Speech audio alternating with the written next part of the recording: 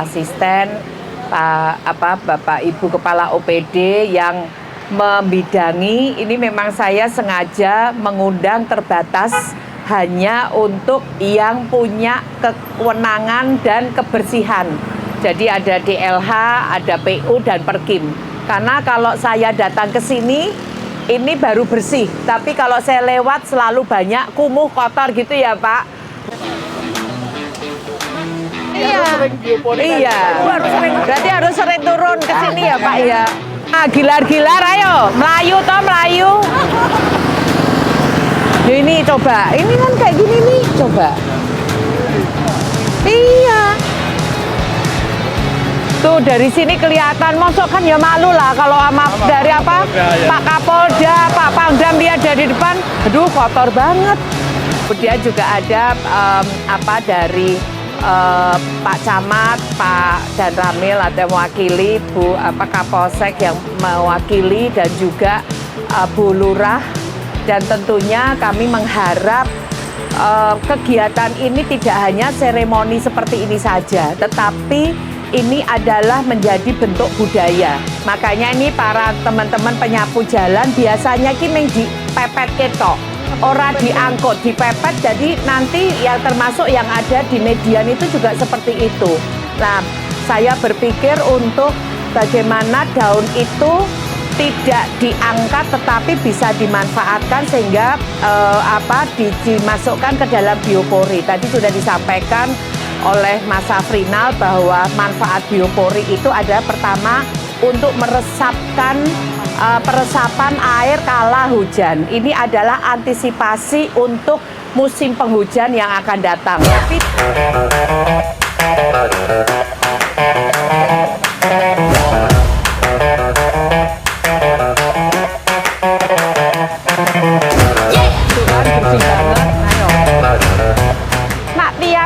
Tiap hari dibersihkan itu nggak akan berat Mas.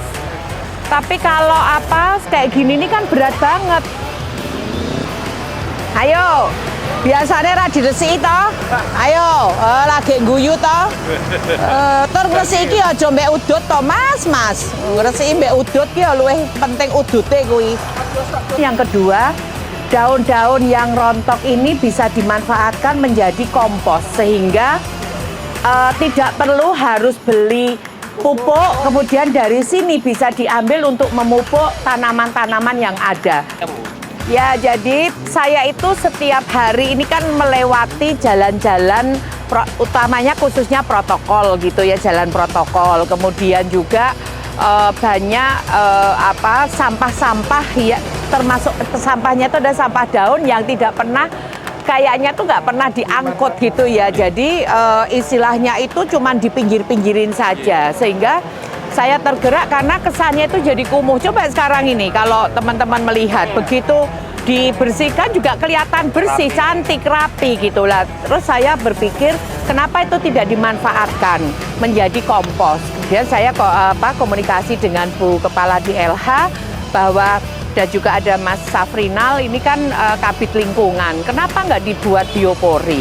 Karena kita lihat seperti kayak di BPI, di perumahan BPI itu kan sudah kampung proklim ya, sudah lama dan menjadi juara nasional. Di sana orang banyak yang melakukan urban farming, kemudian juga dia wilayahnya ngalian, tapi alhamdulillah tidak pernah terjadi masalah apa-apa gitu. Sehingga saya berinisiasi untuk melakukan penanaman ya biopori gitu ya, pelaksanaan untuk biopori yang dilakukan di wilayah jalan protokol tapi termasuk juga kampung-kampung, dan hari ini dilaksanakan pemasangan biopori sebanyak 5.000 biopori. Nah, saya minta ini utamanya di jalan-jalan protokol. Seperti kita tahu kalau setiap hujan itu kan selalu tergenang. Iya, Bu.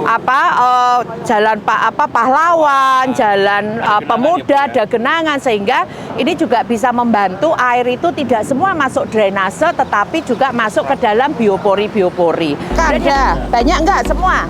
Ya, bisa dimasukkan ini sekitar 1 meter sehingga cukup banyak yang bisa dimasukkan. Ya, kita lihat dari sampah-sampah yang ada luar biasa, bisa dimasukkan semua.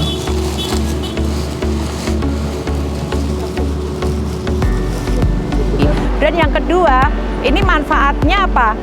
Daunnya itu sama penyapu di LH itu tidak cuma dipinggirkan, tapi bisa sudah dimasukkan ke dalam biopori itu, sehingga dia sudah tidak memerlukan lagi untuk tempat sampah, tetapi tempat biopori itu untuk menjadi tempat sampah saling nyambung. Dan kemudian setelah 21 hari itu daun-daunnya itu bisa dipanen jadi pupuk kompos.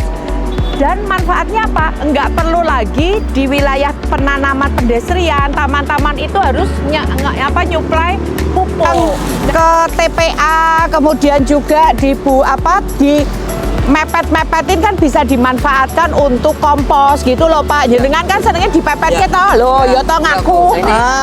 Saya malah teridangi yang. Makanya ini dimasukkan lagi. Nah ini kan juga mengurangi biaya anggaran untuk beli pupuk. Nah jadi ini kan pupuk malah pupuk organik karena ini dari daun-daun. Nah ini kan menjadi satu circle di mana penyapu udah tidak perlu nyapu, setelah itu daunnya diumpet-umpet ke. Kadang-kadang juga di tangga situ ditumpuk semua. Kemudian yang kedua itu kan juga mengurangi biaya biaya angkut dan biaya ke TPA kan kalau sampah-sampah daun itu tidak dikirim ke sana. Dan yang kedua juga mencegah terjadinya genangan-genangan karena air hujan itu bisa masuk ke biopori, bisa meresap sehingga mengurangi genangan-genangan dan mencegah terjadinya banjir. Kemudian yang ketiga, daunnya bisa dijadikan pupuk. Nah, pupuk itu pun juga langsung bisa dimanfaatkan di taman ini. Ya, dan yang keempat, mengurangi biaya pembelian pupuk. Gitu. Yang penting itu juga sehingga semuanya bisa efektif, efisiensi, tapi tidak terjadi banjir, kemudian juga tanamannya jadi subur-subur, kemudian juga mencegah juga terjadinya longsor gitu ya, karena kalau ini dimanfaatkan untuk tanah-tanah yang potensi longsor, karena apa? Longsor itu kan air itu kan tidak ada jalannya, sehingga kalau sudah ada biopori itu air bisa ada jalannya. Nah ini yang kita lakukan mumpung ini juga masih musim kemarau, walaupun ada sedikit-sedikit juga hujan, tetapi belum seintensitasnya itu belum tinggi gitu ya, sehingga kita bisa memanfaatkan untuk pengendalian banjir. Kemudian kita bisa ngitung lagi, syukur-syukur nanti ada tambahan untuk biopori di wilayah-wilayah yang berpotensi longsor. Ininya mana? Belum diginiin, nggak? Nggak perlu ya. Oh berarti penuhin dulu ya, penuhin dulu.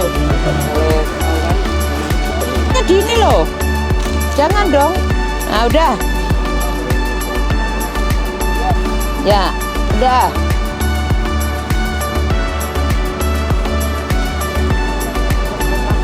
Jangan plastik ya. Tidak bisa. Adalah sampah organik. Jadi kalau di sini. Nah, sini foto udah. Di rumah plastik ya. Sana udah belum?